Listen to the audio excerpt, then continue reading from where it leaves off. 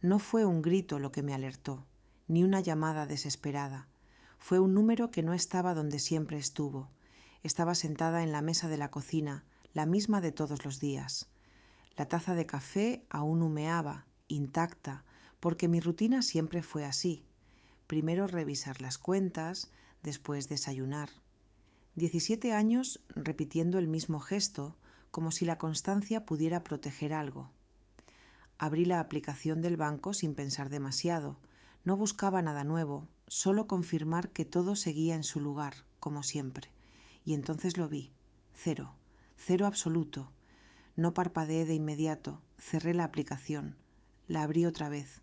Esperé que cargara. El mismo resultado. El fondo de las gemelas, el dinero que había guardado durante 17 años, ya no estaba. No faltaba una parte. No había movimientos pendientes, simplemente no había nada. Sentí una presión en el pecho, pero todavía no era pánico. El pánico llega cuando el cuerpo corre antes que la cabeza. En ese momento lo único que sentí fue un frío interno, como si algo esencial se hubiera vaciado sin hacer ruido. Llamé a mi esposo, una vez, 2 veces. El teléfono sonó hasta cortar. No dejó mensaje.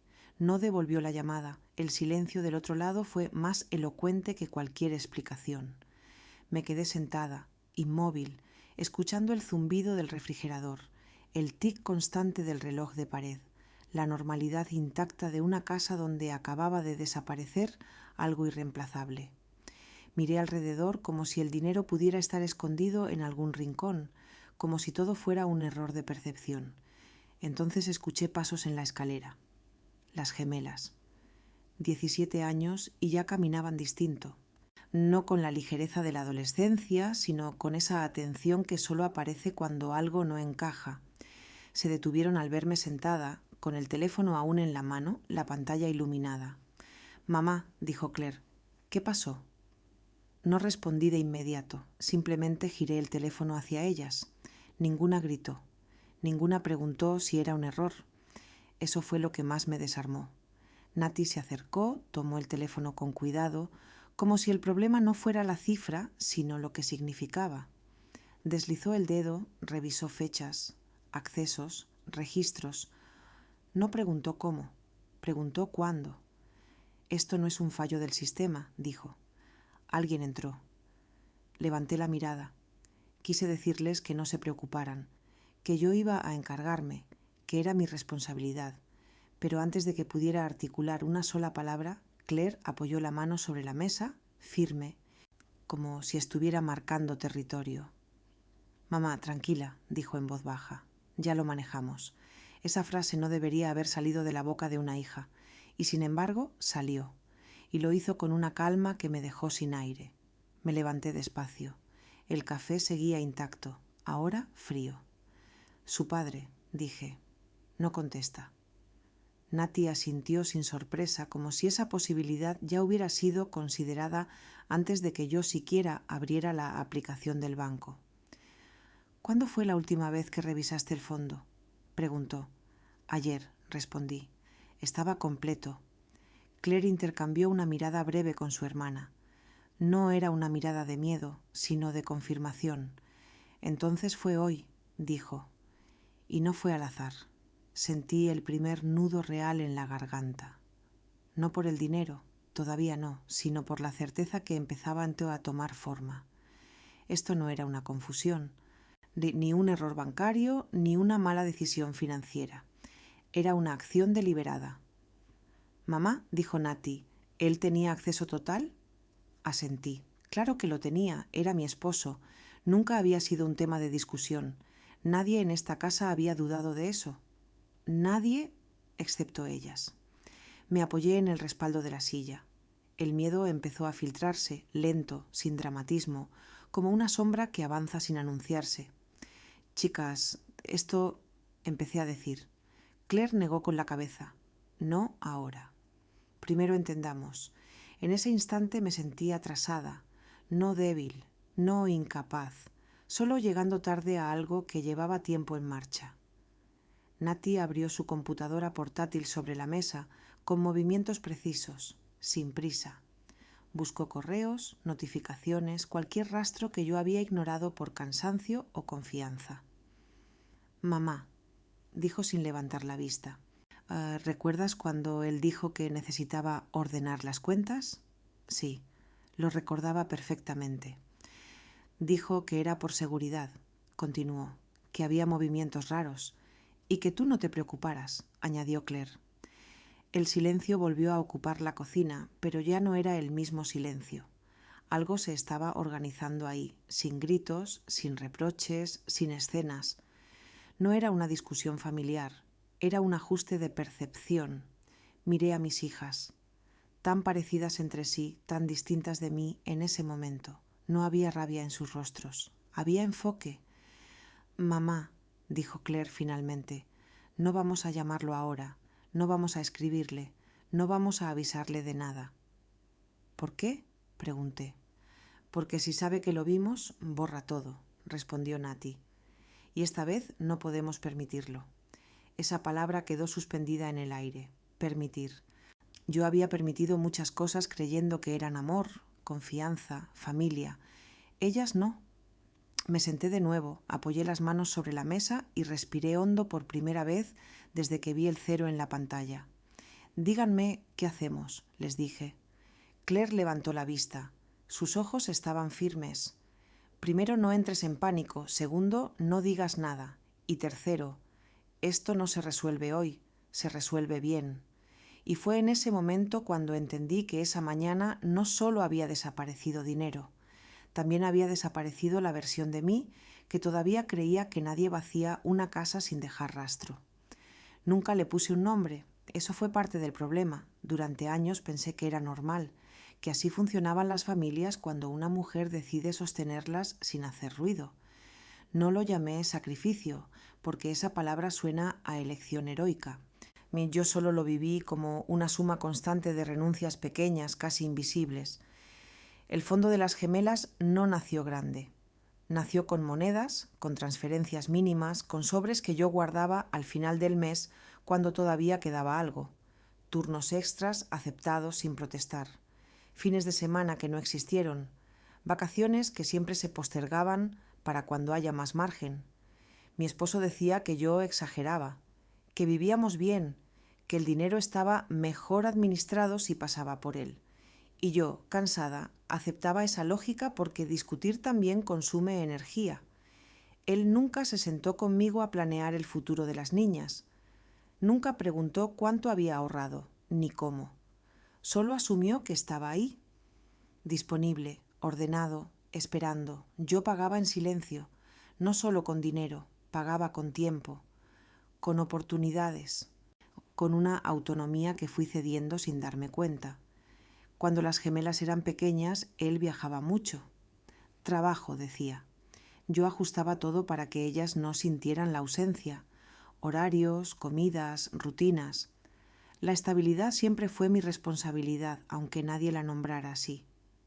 Con los años, su comodidad creció. La mía se hizo más estrecha. Cuando pedía explicaciones, recibía frases suaves, casi cariñosas. «Confía en mí. Yo me encargo.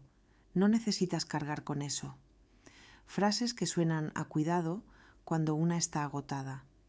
El día que acepté que él manejara también los accesos al fondo, lo hice pensando en practicidad.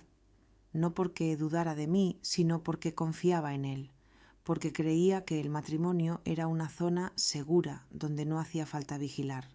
Las gemelas lo vieron antes, no de golpe, no como una revelación dramática. Lo vieron en detalles, en cómo él preguntaba cuándo y no por qué, en cómo revisaba notificaciones sin avisar, en cómo hablaba del dinero como algo que circula, nunca como algo que pertenece.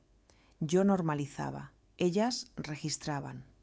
Esa mañana, mientras Nati revisaba registros y Claire anotaba fechas en una libreta vieja, entendí que mi error no había sido confiar una vez. Había sido sostener esa confianza incluso cuando empezó a incomodarme. «Mamá», dijo Nati sin levantar la vista, «el banco marcó acceso autorizado». Esa frase me atravesó. Acceso autorizado, no robo, no fraude externo, alguien con permiso. Sentí vergüenza antes que rabia, una vergüenza absurda, como si la responsabilidad fuera mía por haber permitido que el acceso existiera, por haber creído que el amor no necesita límites técnicos. Eso significa que no fue un hackeo, dijo Claire. Fue alguien de adentro. No respondí, porque ya lo sabía. Lo que me dolía no era solo el dinero.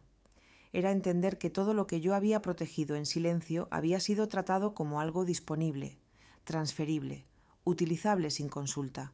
Ese fondo no era solo una cuenta. Era una línea que yo había dibujado durante 17 años para garantizarles algo que yo no tuve: elección.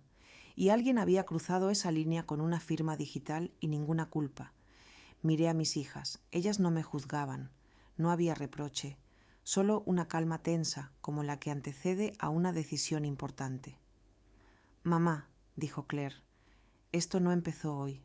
Tenía razón. Yo solo lo vi hoy». El silencio que había sostenido durante años ya no era protección, era exposición.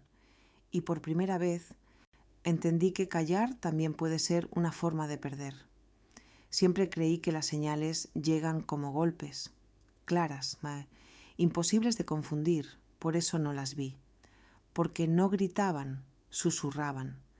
No fue una gran discusión, ni una traición evidente. Fueron cambios pequeños, casi razonables, que yo fui acomodando para no alterar el equilibrio, atrasos que se explicaban con cansancio, viajes de trabajo que se justificaban con promesas futuras, silencios que yo llenaba sola.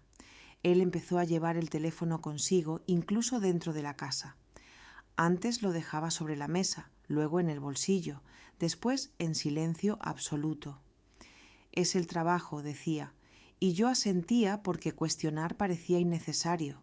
Las transferencias pequeñas llegaron primero, montos que no dolían, cifras que parecían pruebas, comisiones, ajustes. Y nada que encendiera alarmas si una no quería verlas. Yo no quería. Las gemelas sí. Nati fue la primera en notar que los movimientos tenían horarios repetidos, siempre de madrugada, siempre los mismos días de la semana.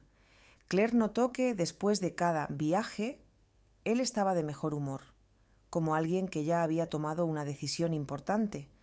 Yo veía cansancio, ellas veían patrón. Una noche, durante la cena, él habló de optimizar recursos. Usó esa frase como si fuera neutra, técnica. Dijo que a veces el dinero duerme en cuentas equivocadas y que moverlo es una forma de hacerlo rendir. Yo asentí. Las gemelas se miraron. «¿Moverlo a dónde?», preguntó Claire. «Eso no importa», respondió él con una sonrisa. «Mientras esté seguro». Esa fue la palabra que más repetía. Seguro, como si decirla bastara para que lo fuera. Yo ignoré cómo evitaba detalles, cómo cambiaba de tema cuando las preguntas se volvían concretas, cómo hablaba del futuro en singular, no en plural. Las gemelas guardaban todo, no como detectives, sino como hijas que empiezan a desconfiar cuando el adulto deja de explicar. Una tarde, Nati me preguntó si yo tenía acceso directo a todas las cuentas. Le dije que sí, que no había motivo para preocuparse. Ella no discutió, solo anotó algo en su cuaderno. Esa fue la diferencia entre nosotras. Yo necesitaba certezas para actuar. Ellas actuaban para obtenerlas. Las señales estaban ahí. Yo las convertí en ruido, ellas en información. Y ahora, con el fondo en cero y el teléfono que no contestaba, todo encajaba con una claridad incómoda. No como una sorpresa, sino como una confirmación tardía. Entendí que lo que más me dolía no era haber sido engañada, era haber colaborado con mi propia ceguera. No la encontramos buscando. La prueba apareció porque alguien bajó la guardia. Esa mañana la casa estaba en silencio. No un silencio cómodo, sino uno expectante, como si todo estuviera esperando algo. Él no había vuelto a llamar, no había mensajes, ninguna explicación pendiente, solo ausencia. Nati estaba sentada frente al computador del estudio. No era una invasión, era el equipo familiar, el que todos usábamos. La pantalla estaba encendida, una pestaña abierta, un correo que no debía estar ahí. «Mamá», dijo sin girarse, «creo que tienes que ver esto». Me acerqué despacio. no porque tuviera miedo, sino porque entendí que el momento iba a marcar algo. En la pantalla había un correo reciente, sin borrar, sin cuidado, y asunto, y confirmación final. No era un mensaje largo, eso lo hacía más peligroso, fechas, números, una referencia clara a una transferencia ya realizada, y una frase que me heló: cuando el fondo esté limpio, seguimos. Claire tomó fotos con su teléfono, no capturas de pantalla, fotos, con hora, con reflejos, con contexto. Lo hizo sin dramatismo, como quien documenta algo que sabe que va a necesitar. No toques nada, dijo, solo mira. El correo estaba abierto porque él confiaba. Confiaba en que yo no entraría, en que las gemelas no mirarían, en que el espacio doméstico era una zona ciega. Seguimos revisando, no hurgando, solo observando lo que estaba a la vista. Un historial de correos archivados a medias, mensajes con una mujer que no conocía. No hablaban de amor, hablaban de tiempos, de montos, de cuando esté hecho. No era una aventura impulsiva, era un plan. Nati anotaba todo, fechas, remitentes, referencias cruzadas. Claire guardaba imágenes organizadas, sin repetir. Nadie lloraba, nadie gritaba. El impacto estaba siendo procesado con una frialdad que yo no sabía que mis hijas tenían. Esto no es solo una traición, dijo Nati. Es preparación. Sentí algo quebrarse dentro de mí, no con ruido, con una lucidez dolorosa. Entendí que el fondo no fue un error, fue una etapa cumplida. La prueba no necesitaba interpretación, estaba ahí, clara. Suficiente, cerramos todo como estaba, no borramos nada, no dejamos rastro. La casa volvió a verse normal, demasiado normal. Mamá, dijo Claire, ahora ya no es intuición, ahora es evidencia. Asentí. Por primera vez no sentí ganas de discutir ni de justificar. Sentí una calma extraña, de la que llega cuando ya no hay duda. Sabía que a partir de ese momento nada se iba a resolver hablando. Se iba a resolver entendiendo, documentando y esperando. No era improvisación. Eso fue lo primero que entendí. Cuando una traición se arma con fechas, deja de ser un impulso y se convierte en ruta. Y esa ruta ya estaba trazada antes de que yo sospechara nada. El fondo en cero no era el final. Era el inicio de otra vida que no me incluía. Las gemelas siguieron revisando con el mismo método silencioso. No buscaban más pruebas para convencerse. Buscaban comprender el alcance. Nati encontró referencias a una ciudad, siempre la misma. Florida, vuelos consultados, alquileres temporales, depósitos pequeños que parecían pruebas, pero que, puestos juntos, formaban una dirección. Claire cruzó fechas. Cada transferencia coincidía con un viaje de trabajo. Cada mensaje con una ausencia justificada. Todo encajaba con una precisión que dolía. Mamá, dijo, él no estaba escapando, estaba mudándose. Esa frase me dejó sin aire, porque huir implica urgencia. Mudarse implica planificación, implica haber decidido que el otro ya no cuenta. En uno de los correos había una frase que no estaba dirigida a mí, pero hablaba de nosotras. Cuando resuelva lo de las niñas, todo será más simple. No decía nuestros nombres, decía las niñas, como si fueran un obstáculo logístico. Ahí fue cuando sentí la rabia, no explosiva, no útil, una rabia seca que no pide gritar sino cerrar filas. No piensa llevarlas, dije. No, respondió Nati. Piensa dejarlas sin nada. Entendí entonces que el fondo no era solo ahorro, era control. Y quitarlo no era solo un robo, era una forma de dejarnos sin opciones, sin margen, sin voz. La amante apareció como pieza secundaria, no como romance, como cálculo, mensajes fríos, promesas medidas. Cuando todo esté limpio, cuando esté fuera. No hablaban de amor, hablaban de calendario. Claire cerró la carpeta improvisada donde ya había organizado fotos, fechas, referencias. La miré y vi algo nuevo en ella, no dureza, claridad. Mamá, dijo, si lo confrontas ahora cambia el plan, borra rastros, se adelanta. Entonces no lo confrontamos, respondí. La decisión salió sola, sin debate, como si llevara tiempo esperando ser dicha.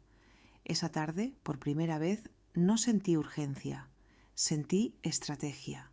Entendí que el destino del plan ya estaba marcado, pero no necesariamente como él lo había pensado.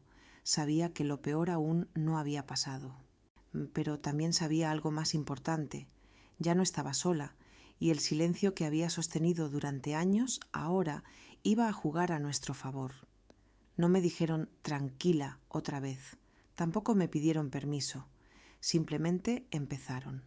Vi a mis hijas moverse por la casa con una coordinación que no había visto antes. No como adolescentes curiosas, sino como dos personas que entendieron que el tiempo ya no era un aliado y que improvisar podía costarnos todo. No vamos a enfrentarlo, dijo Natty. Ted, no todavía. Ni a salvarlo, añadió Claire. Solo a dejar que haga exactamente lo que planeó. Yo las observaba desde la mesa de la cocina, con esa sensación extraña de estar presenciando algo que debería haber hecho yo. No culpa, reconocimiento. Ellas estaban haciendo lo que yo no pude porque durante años estuve ocupada sosteniendo. Armaron un dossier sin llamarlo así, una carpeta simple, digital y física. Fechas, horarios, montos, copias de correos, fotografías de pantallas con reflejos visibles, para que nadie pudiera decir que eran montajes. Todo con una calma que me inquietaba. «Mamá», me dijo Claire, «no vamos a tocar el dinero ahora, ni a mover nada, solo a documentar». «¿Y si lo pierde todos?», pregunté. «¿Y si no se puede recuperar?». Natty levantó la vista. «Si actuamos antes de tiempo, sí. Si esperamos el punto exacto, no». Esa fue la diferencia. Yo siempre actué por miedo a perder. Ellas actuaban para impedir que nos borraran. Esa noche no dormí. No por ansiedad, sino por lucidez. Repasaba escenas del pasado, buscando señales que confirmaran lo que ahora estaba frente a mí. Las encontré todas. Demasiadas. Al amanecer, las gemelas ya tenían algo más que pruebas. Tenían un mapa. No completo, pero suficiente. Sabían cuándo él se movía, qué cuentas usaba, qué palabras repetía. Habían entendido su rutina mejor que yo después de tantos años de convivencia. «Mamá», dijo Natty, «hay algo importante.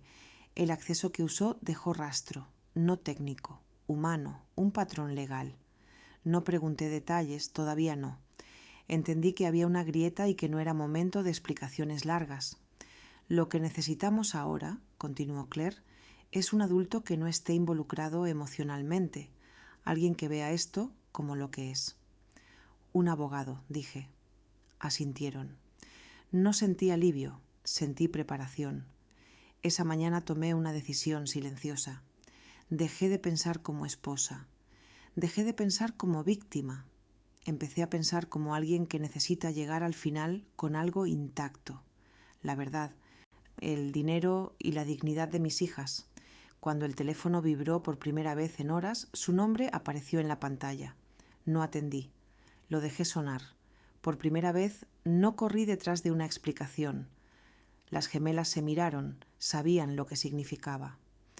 «Ya empezó», dijo Claire, «y esta vez no va a saber cuándo terminó». En ese momento entendí que el silencio no era ausencia, era una herramienta, y que por primera vez en mucho tiempo estábamos usando la correcta. No entramos al banco como quien pide ayuda, entramos como quien necesita confirmar algo que ya sabe. Natty fue la que pidió la cita. Usó un tono neutro, casi administrativo. Consulta sobre movimientos recientes. Nada que despertara sospechas. Claire imprimió los extractos que ya teníamos, ordenados por fecha, con marcadores discretos en los puntos clave. Yo llevé la libreta donde había anotado, por primera vez en años, sin justificar a nadie. La gerente nos recibió con una sonrisa profesional. Oficina luminosa, plantas falsas, un cuadro con frases sobre confianza. Ironía pura. «¿En qué puedo ayudarlas?», preguntó. No empecé yo. Natty deslizó los papeles sobre la mesa. «Necesitamos entender estos movimientos», dijo. «Todos fueron autorizados, pero no informados. La gerente ajustó los lentes, revisó, su expresión cambió apenas. No sorpresa, reconocimiento. La cuenta tenía doble firma, dijo, pero con una cláusula de administración delegada. Claire levantó la mirada. ¿Delegada a quién? La gerente pronunció su nombre sin dramatismo, como si fuera un dato más. Ahí entendí la palabra que Nati había usado antes, rastro humano. No había hackeo ni error del sistema. Había una puerta que yo misma había aceptado abrir años atrás, confiando en que nadie la cruzaría sin avisar. ¿Se puede rastrear el destino?, pregunté.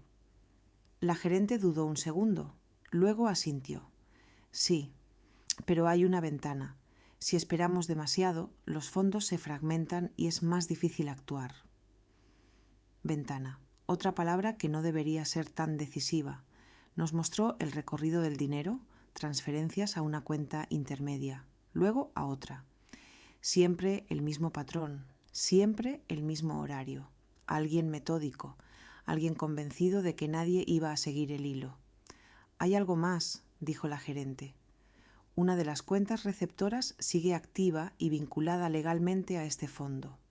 Nati se inclinó hacia adelante. ¿Activa cómo? Activa y congelable, respondió. Bajo ciertas condiciones. No pedimos que hiciera nada todavía. No era el momento. Agradecimos, tomamos nota, salimos. Afuera el aire parecía distinto. No porque todo estuviera resuelto, sino porque ya sabíamos dónde apretar. Mamá, dijo Claire. Él pensó que el banco era una pared, pero es una ventana. Asentí. Entendí que no se trataba de correr, sino de esperar el instante exacto en que él creyera haber salido ileso. Esa noche, por primera vez desde que todo empezó, dormí algunas horas. No bien, pero suficiente. Sabía que el siguiente paso no iba a ser impulsivo, iba a ser adulto. No buscábamos consuelo, buscábamos precisión. La abogada nos recibió sin promesas. Eso fue lo primero que me dio tranquilidad. No dijo, todo va a salir bien. Dijo, veamos qué hay. Extendió la mano, revisó los documentos, escuchó sin interrumpir. Cuando terminó, Nina apoyó los dedos sobre la mesa y habló con la calma de quien ya entendió el mapa. Esto no es un error bancario, dijo. Es apropiación con firma y eso cambia todo. Nati preguntó lo que yo no me animé. ¿Se puede recuperar? En parte sí, respondió, pero no gritando, no corriendo, haciendo que él confirme lo que ya hizo.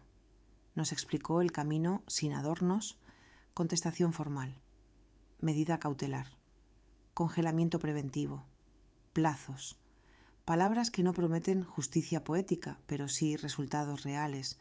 La ley no castiga impulsos, castiga rastros. Necesitamos que él actúe como siempre, continuó, que escriba, que llame, que intente mover lo que cree que ya es suyo. Claire entendió al instante. Tenemos que dejarle espacio. Exacto, asintió la abogada. Y documentar cada paso. Salimos de ahí con una sensación extraña. No alivio, enfoque. Y la abogada no era una salvadora. Era una pieza más en un mecanismo que recién empezaba a cerrarse. Esa noche mi teléfono volvió a vibrar. ¿Su nombre? No contesté. Dejé que sonara, luego un mensaje corto. Tenemos que hablar. No respondí. Nati levantó la vista desde la mesa. Que escriba otra vez, dijo. Una sola palabra más. Entendí entonces que no se trataba de atraparlo en una mentira. Se trataba de dejar que creyera que todavía tenía control. Y él creyó. No la buscamos. Apareció sola. No fue un mensaje secreto ni una confesión dramática. Fue algo mucho más banal y por eso más revelador. Una notificación pública, una foto etiquetada, un comentario que no estaba pensado para mí. Claire fue la que lo vio primero. Estaba revisando redes abiertas, nada privado, nada oculto. Perfiles visibles, eventos compartidos, sonrisas que no sabían que estaban siendo observadas con atención. Mamá, dijo, creo que esto te va a interesar. Me mostró la pantalla. Una mujer que yo no conocía, pero que ya había leído entre líneas en los correos. Una foto reciente tomada en un restaurante que él había mencionado como reunión de trabajo. La fecha coincidía, el lugar también, pero lo que llamó la atención de Nati no fue eso. «Mira los comentarios», dijo.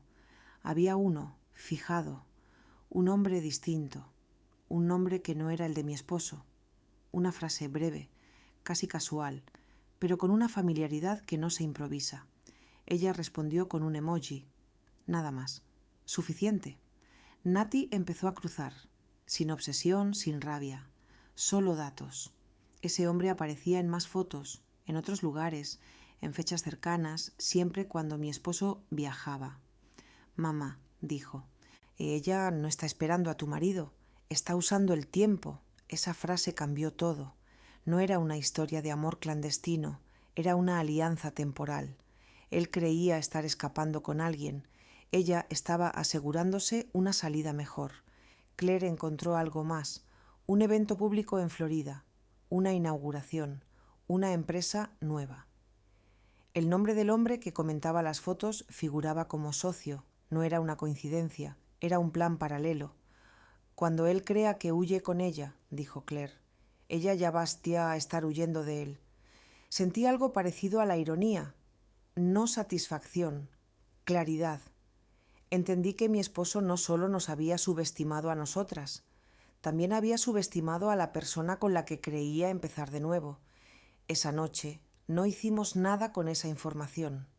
No la usamos, no la mencionamos.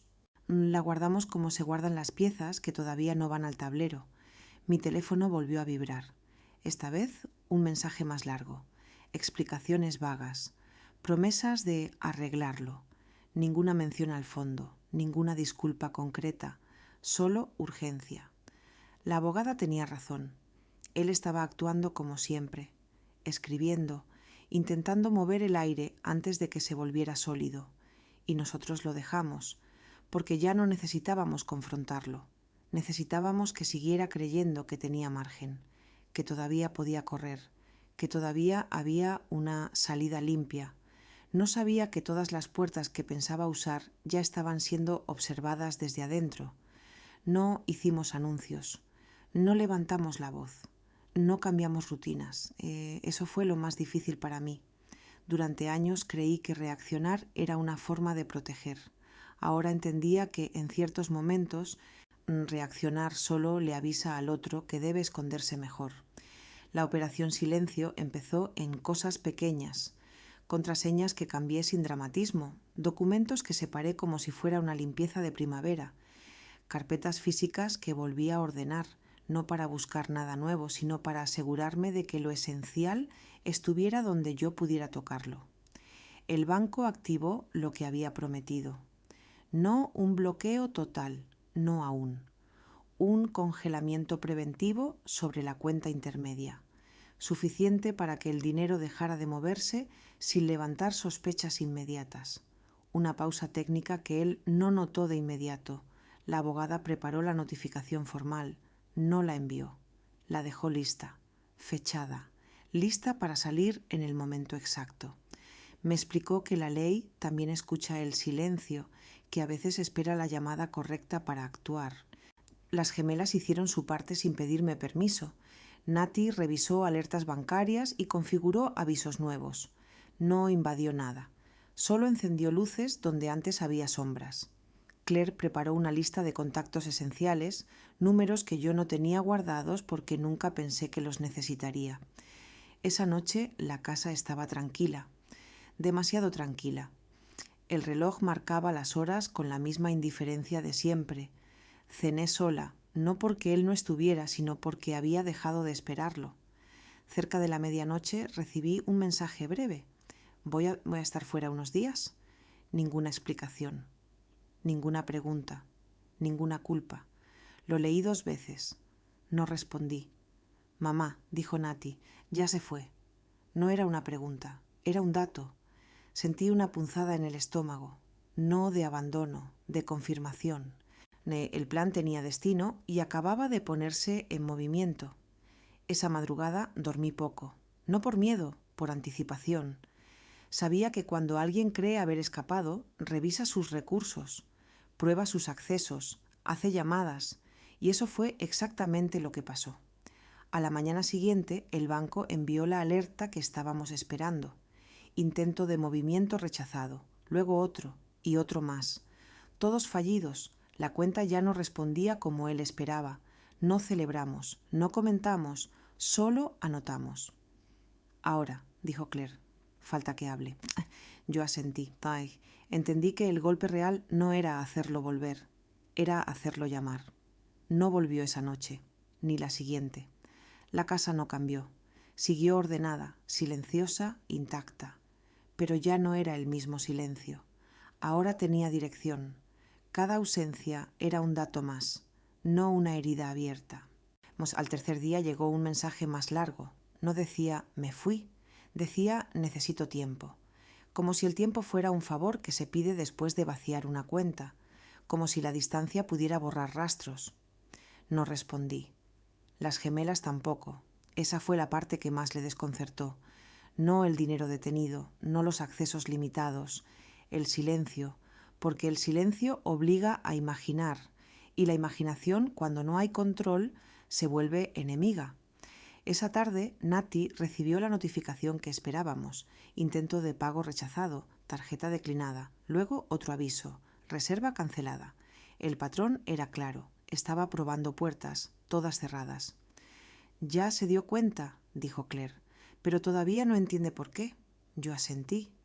Entendí que la fuga no era libertad, era tránsito, y todo tránsito necesita recursos. Cuando esos recursos desaparecen, el movimiento se vuelve torpe. Esa noche, mientras cenábamos las 3 en la cocina, el teléfono sonó. No vibró, sonó, insistente. Su nombre apareció completo en la pantalla, como si quisiera ocupar espacio. Lo dejé sonar, una vez, 2 veces. Cortó, volvió a llamar. «Ah, mamá», dijo Nati, «no atiendas todavía, esperamos». El silencio volvió a acomodarse. Luego llegó un mensaje. Ya no era neutro. Ahora había urgencia. «Algo está mal. No puedo acceder. Llámame». Ahí entendí que no estaba pidiendo hablar, estaba pidiendo control. Necesitaba que yo reaccionara para medir cuánto sabía. No lo hice. Dejé el teléfono boca abajo sobre la mesa. Respiré. Miré a mis hijas. Ellas no estaban tensas, estaban listas. Esa noche no hubo más mensajes. Pero el aire quedó cargado, como antes de una tormenta que no explota enseguida. Sabía que la llamada real no iba a ser educada, iba a ser emocional, desordenada, reveladora, y cuando llegara no iba a servir para reconciliar, iba a servir para cerrar. Llegó a media mañana, cuando el día ya había tomado forma y no podía fingirse un accidente nocturno. Sonó una vez y no atendí. Sonó de nuevo, más largo, más insistente. A la tercera dejé que el teléfono vibrara sobre la mesa, como si necesitara escucharlo completo antes de decidir. Cuando atendí no dije su nombre, no dije nada. «¿Qué hiciste?», disparó al instante. «No puedo mover el dinero, la tarjeta no pasa. El banco dice que hay una revisión. Esto es absurdo». Su voz no tenía miedo todavía. Tenía enojo, la seguridad de quien cree que el problema es técnico y que, por lo tanto, alguien lo va a arreglar. «No hice nada», respondí. «¿Qué debería haber hecho?» Hubo un silencio breve. Luego respiró hondo, como quien cambia de estrategia. «Escucha», dijo. Esto se solucionaba hablando, no así. «Necesito que llames al banco y aclares que fue un malentendido». Malentendido, esa palabra. «¿Qué malentendido?», pregunté. «Dime exactamente qué tengo que aclarar». Otra pausa, más larga. Ya no hablaba solo conmigo, hablaba con el escenario que se le estaba cayendo. «El fondo», dijo al fin. «Hubo movimientos, sí, pero eran temporales. Inversión. Iba a volver. Siempre vuelve». Anoté mentalmente la frase, siempre vuelve. No dijo cuándo, no dijo cómo, no dijo por qué no avisó. «¿Inversión dónde?», pregunté. «¿En qué cuenta?». Ahí perdió la calma, la voz subió un tono, luego otro. «No empieces con eso ahora. Sabes que no entiendes estas cosas. Siempre fue así. Yo me encargaba». Esa frase fue el quiebre. No porque fuera nueva, porque la dijo cuando ya no servía. Ya no, respondí. Silencio. ¿Cómo que ya no? Ya no te encargas, dije. Ya no decides. Ya no mueves nada sin explicar. Escuché su respiración desordenarse. La rabia empezó a mezclarse con algo más peligroso, la sensación de pérdida. No puedes hacerme esto, dijo. ¿Tienes idea de lo que estás provocando? Hay compromisos, hay gente esperando. Ahí estaba. La frase que necesitábamos, gente esperando. No habló de familia, habló de terceros, de presión externa, de plazos. Nati me miró desde el otro lado de la mesa. No sonrió, solo asintió levemente. ¿Quiénes? Pregunté. Dime nombres. No te metas donde no entiendes, espetó. Si hablas, nos hundes a todos. Nos. No dijo me, dijo nos. No te estoy hundiendo, respondí. Estás describiendo lo que hiciste. Hubo un ruido seco al otro lado, como un golpe contra una mesa. Luego su voz volvió, más baja, más rápida. Esto no queda así. Voy a arreglarlo. Voy a volver y vamos a hablar como adultos. No, dije, no vas a volver así. ¿Qué significa eso? Miré a mis hijas. Ellas sabían. La abogada sabía. El banco sabía. Solo faltaba que él lo escuchara. Significa que a partir de ahora, dije, no hablas conmigo sin testigos. El silencio que siguió no fue técnico, fue humano. Entendió que algo había cambiado de lado, que el margen se había cerrado. ¿Me estás amenazando?, preguntó. No, respondí. Te estoy informando. Colgué. No hubo alivio, no hubo satisfacción. Hubo una certeza tranquila. La frase había salido. Clara. Suficiente. No porque fuera una confesión legal completa, sino porque mostraba el mapa emocional del abuso. Control, urgencia, terceros, culpa desplazada. Nati cerró su cuaderno. Claire apagó el teléfono. «¿Ya está?», dijo. «Ahora viene la parte elegante». Sabía que no era el final, pero también sabía que ya no había vuelta atrás. Él había hablado creyendo que todavía mandaba, y sin saberlo había dicho exactamente lo que necesitábamos. No hubo dramatismo después de la llamada, no gritos, no mensajes interminables. Eso fue lo que más me sorprendió. Cuando alguien se queda sin salida real, primero intenta recuperar terreno con ruido. Él no lo hizo. Pasó directo al siguiente paso, el desgaste. Mensajes largos, escritos como si fueran razonables. Correos donde mezclaba disculpas vagas con advertencias veladas. Intentos de presentarse como víctima de una confusión exagerada. No respondía a ninguno. La abogada sí. La notificación salió esa misma tarde. Lenguaje claro, que seco. Sin adjetivos. Devolución de fondos. Bloqueo de accesos. Inicio de proceso de separación patrimonial. Posible denuncia por apropiación indebida si no había cooperación inmediata. No era una amenaza, era un itinerario. La respuesta no tardó. No vino de él. Vino de un número desconocido. Un abogado que no conocíamos. Tono urgente. Busquemos una solución. Evitemos escalar. Piensen en las consecuencias. Sonreí por primera vez en días, no por alegría, por confirmación. Cuando alguien habla de consecuencias sin nombrarlas es porque ya las vio de cerca. Las gemelas escucharon la llamada en altavoz y no intervinieron, solo registraron. Nati anotó nombres. Claire marcó horarios. Todo seguía el mismo patrón, dejar que el otro se mueva lo suficiente como para dejar huella. Esa noche él intentó algo distinto. No dinero, no amenazas, culpa. Las niñas me necesitan. No hagas esto delante de ellas, ¿tai? Vas a destruir a su padre. Leí el mensaje completo. No respondí, porque ya no hablaba como esposo. Hablaba como alguien que perdió su última herramienta. A la mañana siguiente la abogada nos llamó. Aceptó devolver una parte, dijo. No toda, propone un acuerdo rápido. No, respondí. Todo o nada. Hubo silencio al otro lado, luego una respiración breve. Bien, dijo. Entonces seguimos. Esa fue la palabra. Seguimos. El banco ejecutó el congelamiento total. Los fondos restantes quedaron inmovilizados, las transferencias futuras bloqueadas. Su margen operativo desapareció de un día para otro, no por castigo, sino por procedimiento. Esa tarde volvió a llamar. No atendí. Nati me miró. «Ya no tiene salida», dijo. Tenía razón. No porque estuviera atrapado legalmente todavía, sino porque ya no controlaba la narrativa, ni el dinero, ni el tiempo. Había perdido lo único que siempre usó para sostenerse, la posibilidad de hacer creer que todo se iba a arreglar solo. Esa noche cenamos juntas, sin tensión, sin planes inmediatos. Por primera vez desde que todo empezó, sentí que el aire volvía a circular. Sabía que quedaba un paso más, no jurídico, humano, el cierre que no se negocia y no se anuncia, porque la verdadera consecuencia no siempre es el castigo. A veces es entender que nadie te está esperando del otro lado. No hubo un momento exacto en que todo terminara.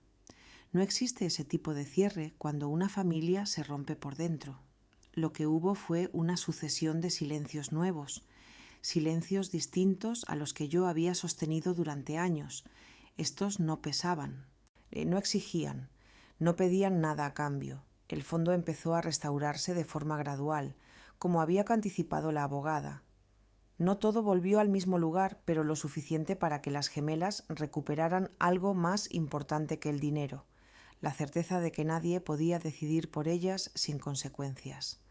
El proceso siguió su curso, con plazos, con papeles, con esa lentitud que tiene la justicia cuando no necesita espectáculo.